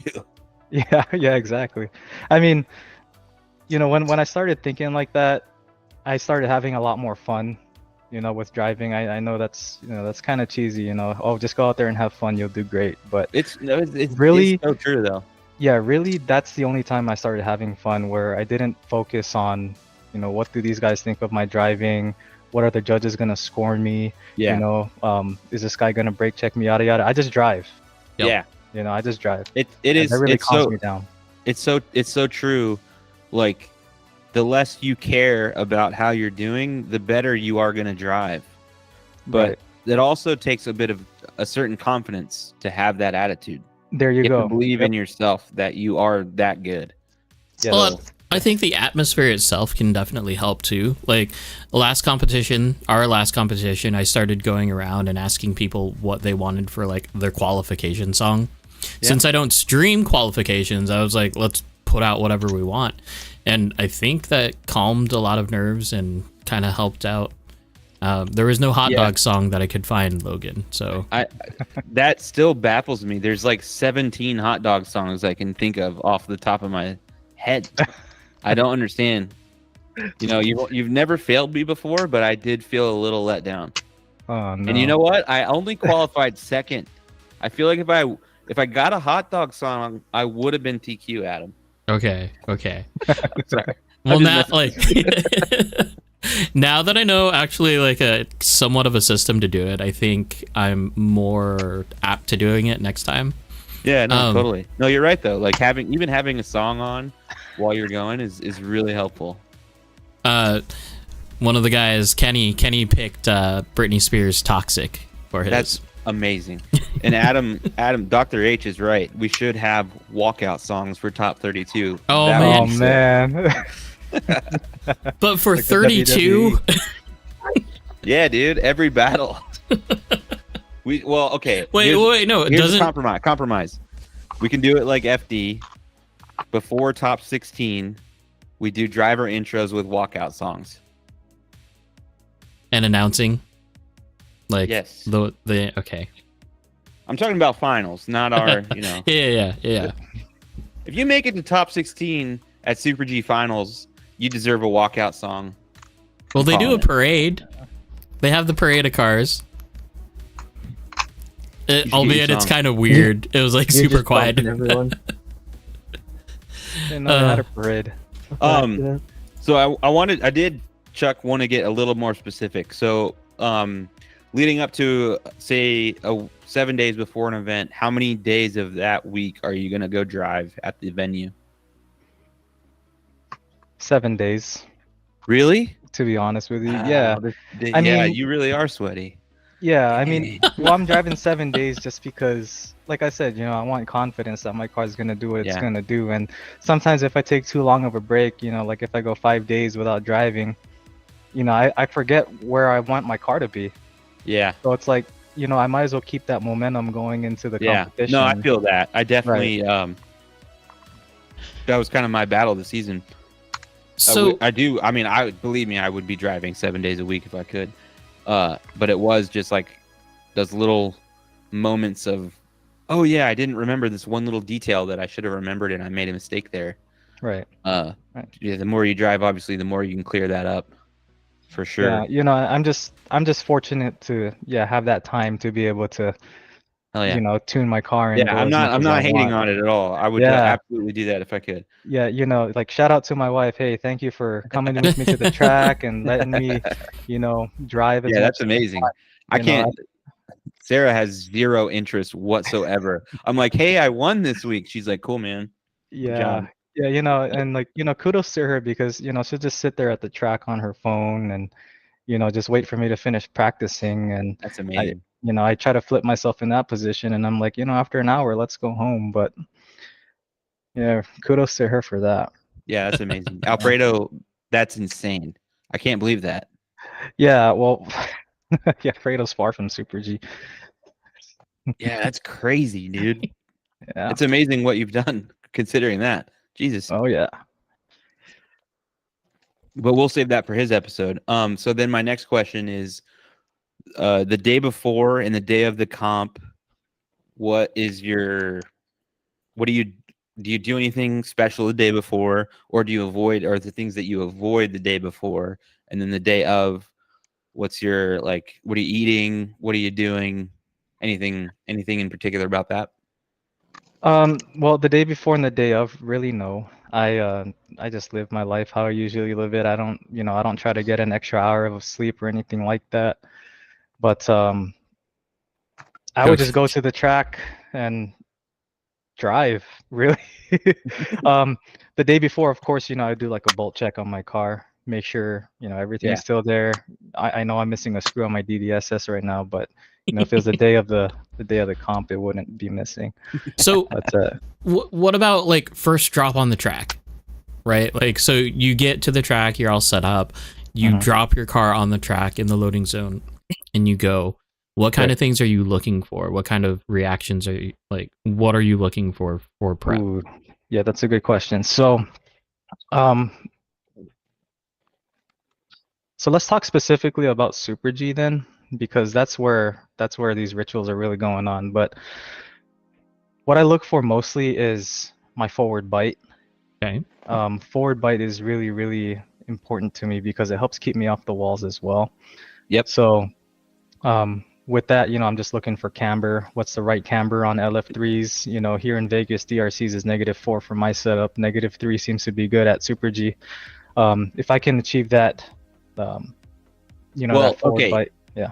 So are we talking on a brand new tire? Yeah. Yeah. Okay. Cool. Mm-hmm. Yeah, brand new tire. So, I'm really looking for forward bite. Side bite's not really. Side bite is not really what I'm going after too much because too much of a side bite can bump you, or you can bump someone in chase. But that forward bite is really all I'm looking for. Enough to not be too fast compared to other drivers that I'm sessioning with. Yeah. But just enough to be within their vicinity. I don't try to be the fastest guy there. From what we see a lot with the layouts at Super G, you're seeing a lot of straights that go all the way across the space that they have. Right. It makes a little more sense. Right. Yeah, that's like at cross games, what I was really looking for there was how can I increase my front grip to flick it like how they want. That was my strategy in there. Yeah. And I think I achieved that pretty well, during my qualifying and stuff like that. But for me, it was my steering curve. I didn't pay attention too much to camber and my camber squat and twisting too much on my dampers. I was really focusing on my front end grip. And you kind of amplify the amount of grip by changing your steering curve. So that's what I was using. I was running a -10 steering curve. Car flicked great. I was looking for that. So I guess to answer your question, it just depends. It depends. What's the track layout? If it's real curvy like this last one at round 4, I'm gonna be looking for a consistent mid-turn speed. To where I'm not pulling out of the boxes because they have long zones. If there's like short touch and goes and the zone is not too long, okay, well let's go for more forward bite. Stuff like that. So there's strategies that I like to use according to the track layout and what I'm looking for. So it really all depends. Sure. And then what do you have so say for finals at Super G, you're going to get a set of tires. Mm-hmm. Do you have a amount of laps that you will try to limit yourself, or are you just trying to build up the contact patch? What's your strategy with how the tires are wearing and how getting ready for qualifying in battles? Oh, dude. Okay, so whenever I go to Super G, I just try. I drive as much as I can, man. So Okay. once a battery pack is out, I put a brand new one in and I just go all the way up until tech. Burn the tires. So yeah. So you're just trying to build it up burn the as big as tires you off, can. man.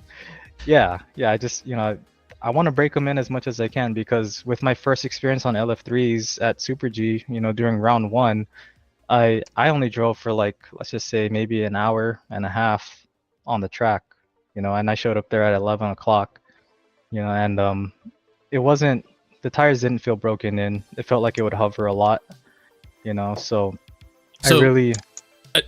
I think I know where Logan is going with this, or was looking for, because I think, Logan, you're under the impression that brand new tires is what benefits you, right? It kind of depends on the new surface. Regardless of how many times you sweep, I've found that at a certain point, the contact patch, it's whatever's touching the ground is either scratched up or so wide that it doesn't work as well. Okay, I see where you're going with that. I So think it's we need more to get rid of the grass, to be honest. Yeah. Maybe. But there is certainly, I honestly, if you ask me, the reason I won this weekend was because my contact patch was, I put new tires on Saturday. I drove Saturday I drove so little Saturday that it was 2.5 hours I wasn't even at the track. I didn't even kill a battery pack. And then I drove quite a bit of practice on Sunday. But I was sweeping the track a lot on Saturday. Well, not a lot. I swept it once, and then Sunday we swept the track. And I had probably like in comp, I had maybe a quarter to a third of the tire was flat, like worn down. But the key part of that was that it was not scratched up at all. It was perfectly clean and smooth. Okay, yeah, I see where you're going with that. So Well, if I got a contact patch to like, you know, if I think on any track, if you drive for a certain amount of time, it's just going to get scratched up eventually. And I think once you get those scratches, the grip is out the window. yeah, I can see that. Yeah, because I have LF3s that I've driven on at Super G during sesh that I brought from round one, and you know I can see your point. Because when I use those tires, yeah, the grip doesn't seem like it's all there because there's less contact patch theoretically because of those scratches, right?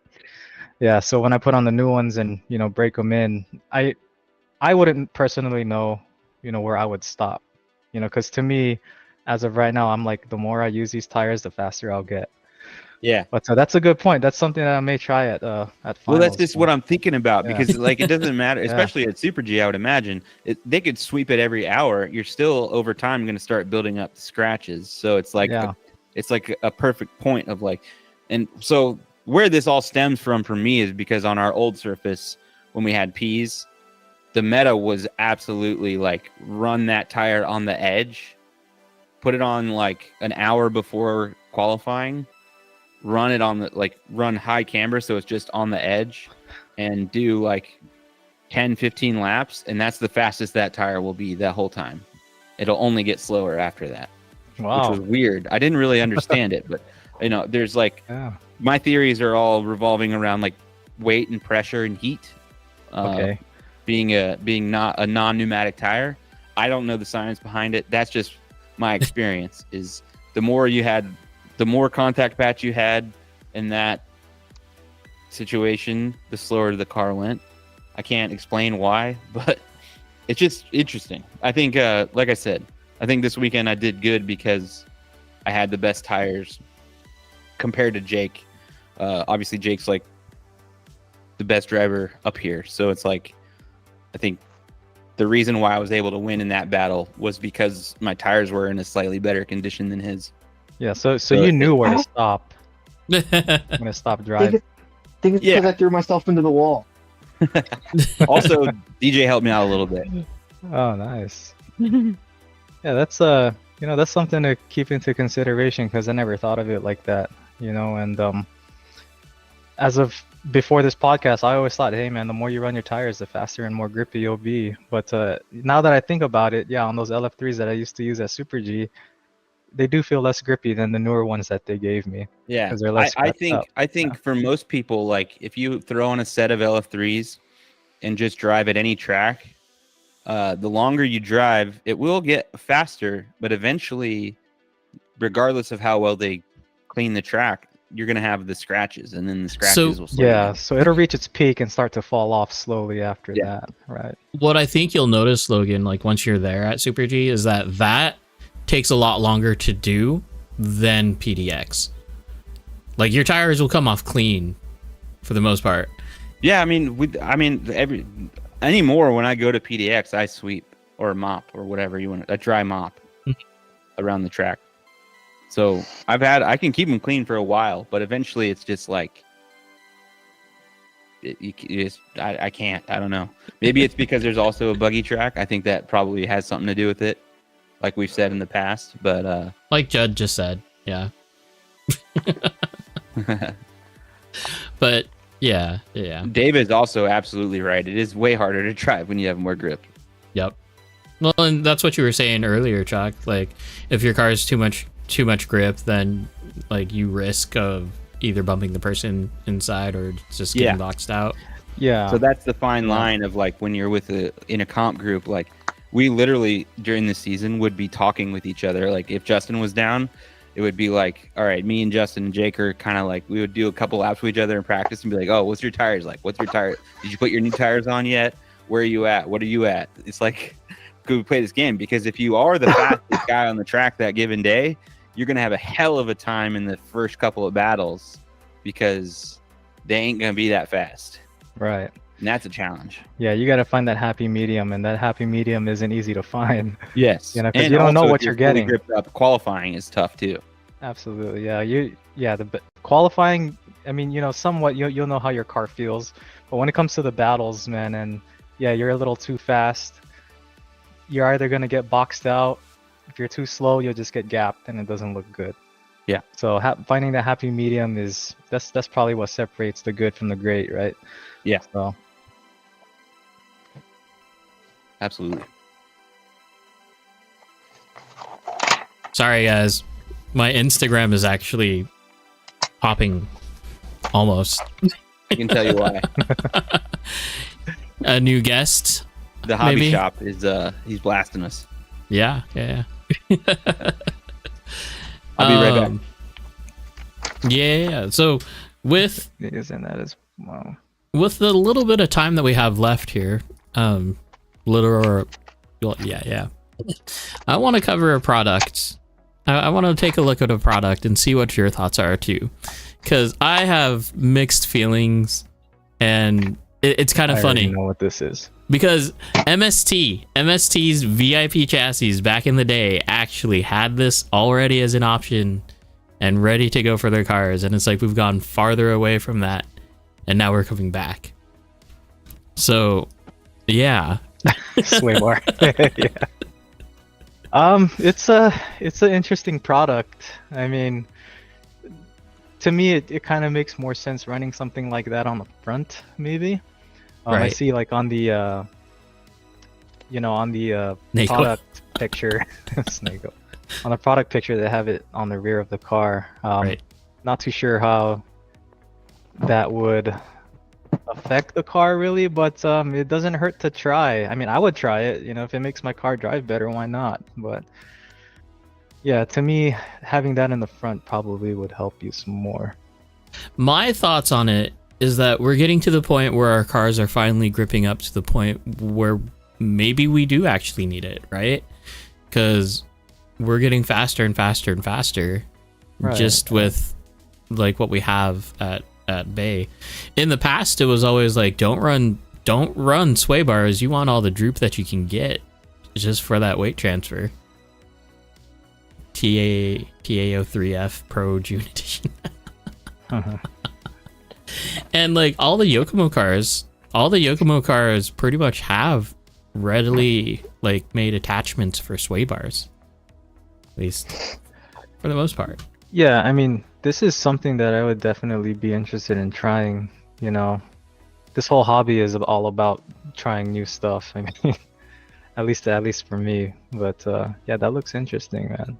I never really took a good look at the design, but I mean, is it just for the RDX? I mean, you could apply it to pretty much anything as long as you have the rear bulkhead for it. Okay. What are your thoughts, Logan? Like, for On an the ever sway bar changing, for yeah. the RDX.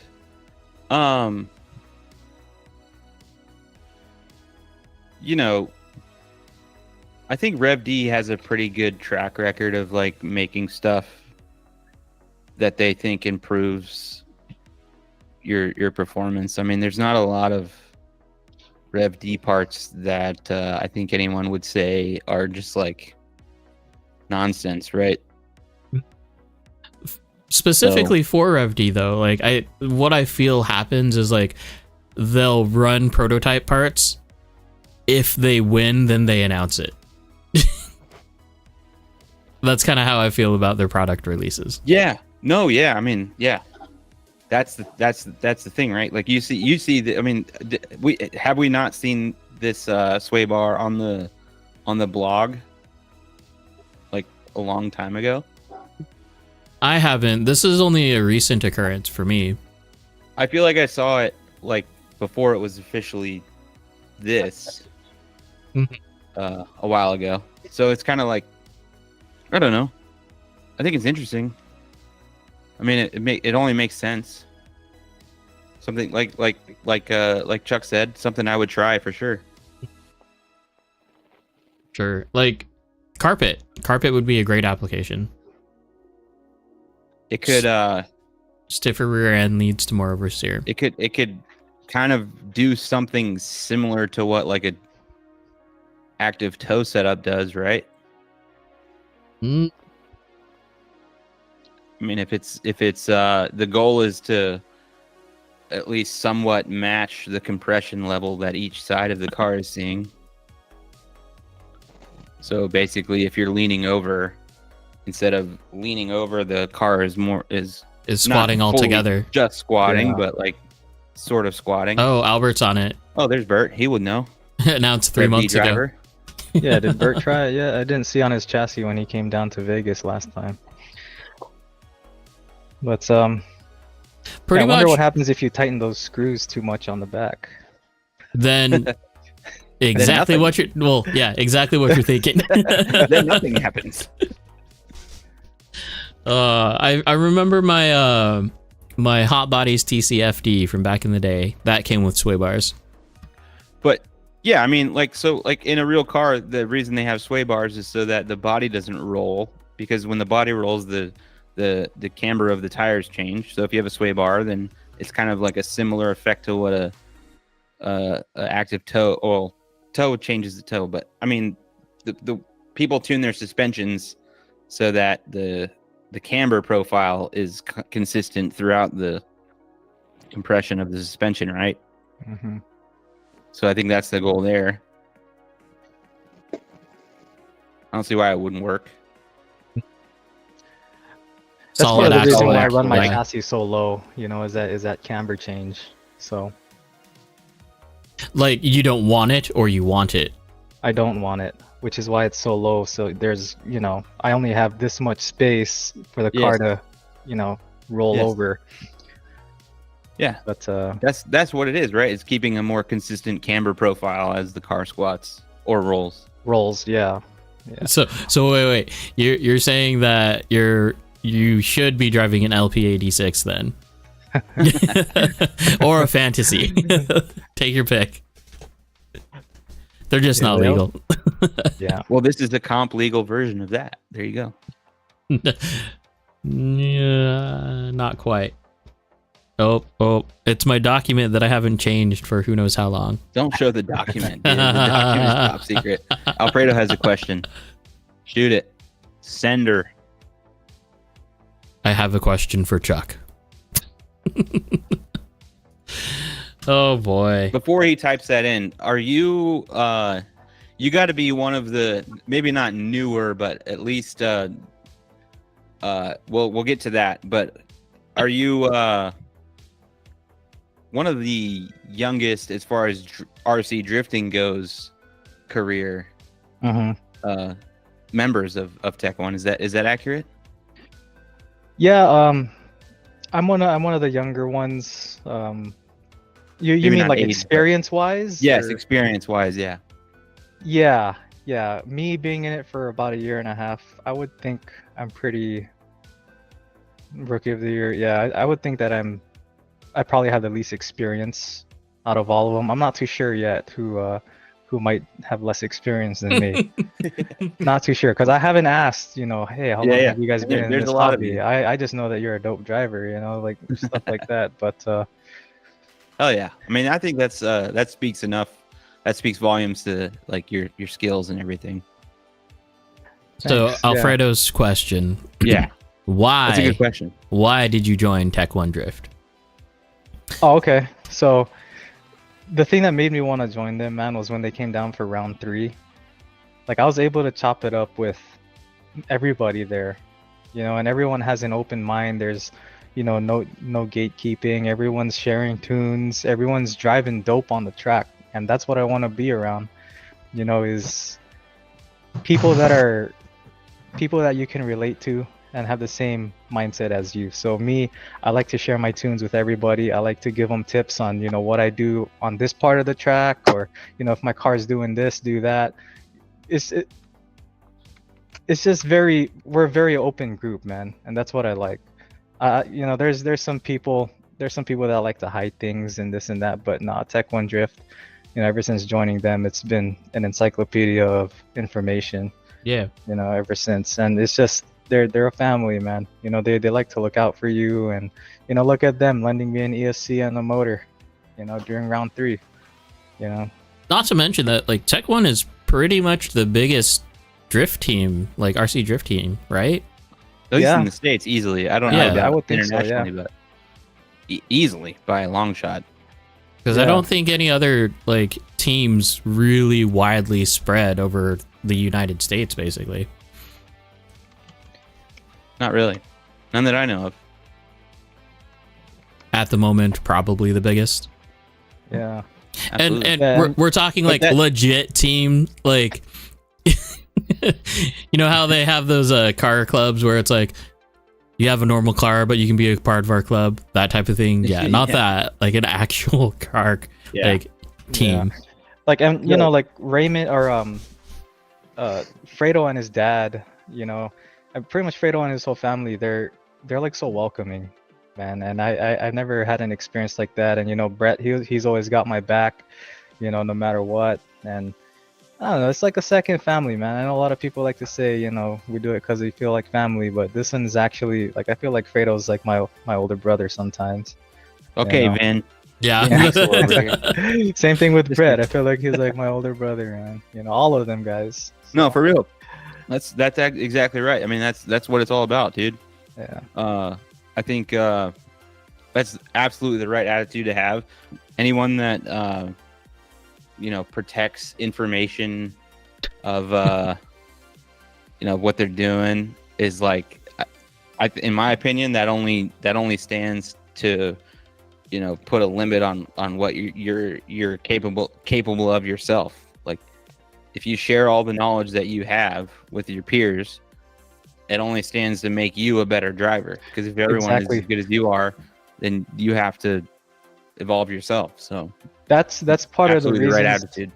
That's part of the reason why I like to stay in this hobby, is I like to make the people around me better drivers as well. Because, I mean, for one, they're gonna enjoy the hobby more, and 2, Mhm. it's more of a challenge for you to be around. And like what I said, you'll become a product of your environment from that. Yep, You know, exactly. so you'll be around more dope drivers. There you go. Adam said it. Thank Iron you, Adam. sharpens iron. That's man. my number one quote So- that I always say. Thank you so much. Yeah, and it does, you know.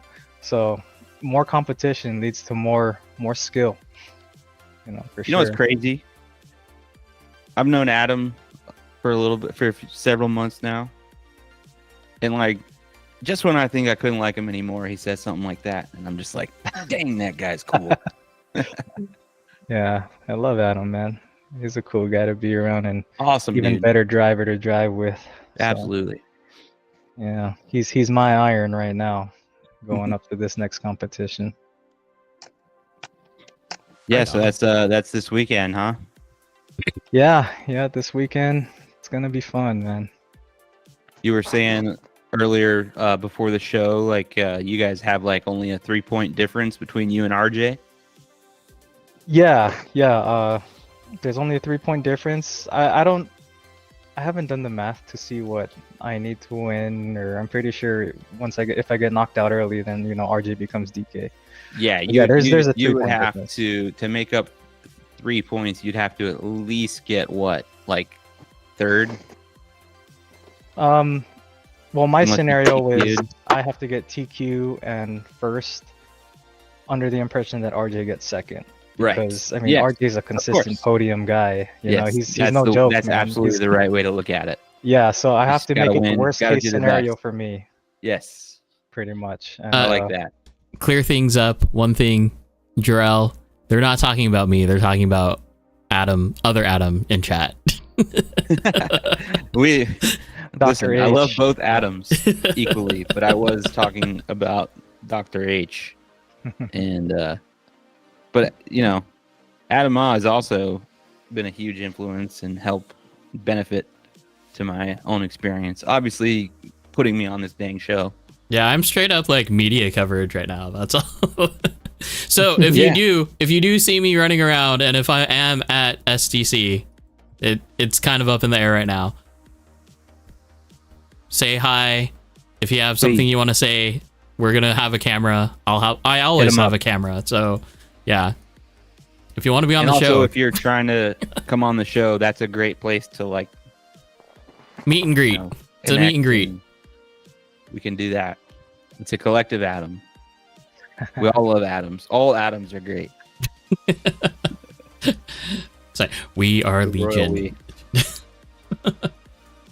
All right, you guys. It's 5 till. So, Chuck, where can we find you on your socials, and where are you on the interwebs? Dude, I had to go find him today. I was like, holy shit, I don't think I'm even following this guy. Yeah. So my Instagram is bstrongk808. And my Facebook is just Charles Ong.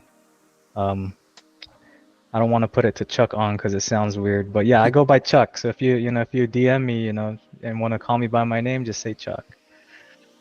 So I wanted to, before we end the show, I wanted to shout you out because obviously you and I have never really met or talked before, but I don't know how we got connected, but I know you watched the show and it was just like this. I mean, I've already felt like support from yourself congratulating me and stuff, and that I really appreciate that, dude. It's awesome.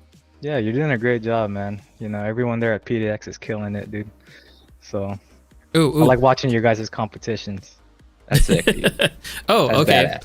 So about that then, do you have any comments or criticisms or things that we can make better to have a better He's experience? like, well, when the frames don't drop, it's good. Hey, no, we've that's why I been always mention golden the lately. yeah, it's been doing good, man. No, but you guys adding that lead and chase on over the names, that stuff helped me out so much, man. Because now I know whose car is who. Yeah, that's something that it's been missing, and yeah, no, it was a joy to watch. It was a joy to watch last week. Good. So, Good. yeah, good job on that, man. I mean, I couldn't think of anything else to change on that stream, to be honest with you, besides having overhead cameras, but that's another topic. So, Yeah, we're working on it. That's the goal for next year for me. We need the overhead cam for sure. Shoot, what was I gonna say? Oh, so next year, Chuck, are you coming to PDX for the Drift to Death?